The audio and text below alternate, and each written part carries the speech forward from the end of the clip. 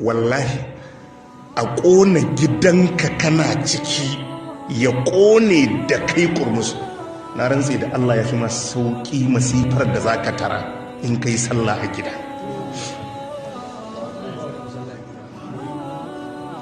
Gidanka ya kama da wuta ya ƙona ka ƙone kurmus ka mutu, wallahi masifar da ka ɗauko na sallah a gida wallahi bai kai gidanka ya ƙona ka ba.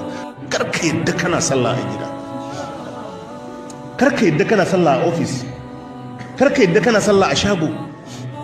Sallah ka dinga zuwa jami'i. Sallar da ake yin ta a jami'i ita ce sallar da za ta baka kariya. In ka ci sallah ka ci komai. Ka dage sallolinka ka dinga yin su a jami'i. Karka yadda da sallan cikin gida. Allah ce kai sallah ka fito kai sallah. Ka fito kai sallah, ka fito kai sallah.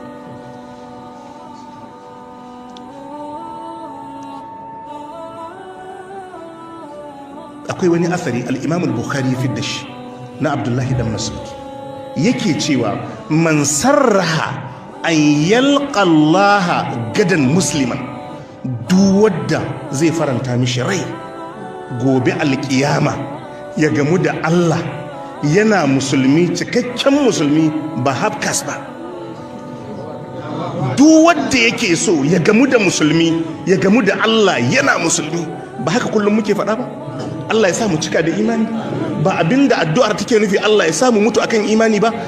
Yace man sarraha an yalqa Allah gadan musliman, duk wanda yake so ya gamu da Allah gobe alkiyama kuma yana musulmi, falyuhafiz ala haula'i salawat haisu yunada bihinna, to ya kiyaye sallolinsa a inda ake kiransu, ma'ana ya kiyaye su a masallaci. In kana so ku gamu da Allah, ya ce kuma kana musulmi, kuma ka ji daɗin haɗuwar ta maka daɗi, ka haɗu da Allah kana sallah a masallaci. Makaho ne fa yazo ya tambayi Annabi sallallahu alaihi wasallam, ya ce mishi masallaci na yana da gidana yana da nisa daga masallaci, hanyar akwai kwazazzabo, akwai duwatsu, ba ni da ɗan jagora, zan iya sallah a gidan Annabi ya ce ka tawo masallaci. Makaho gidansa da nisa, hanyar akwai kwarurruka, kuma babu ɗan jagora, ba a bashi excuse ya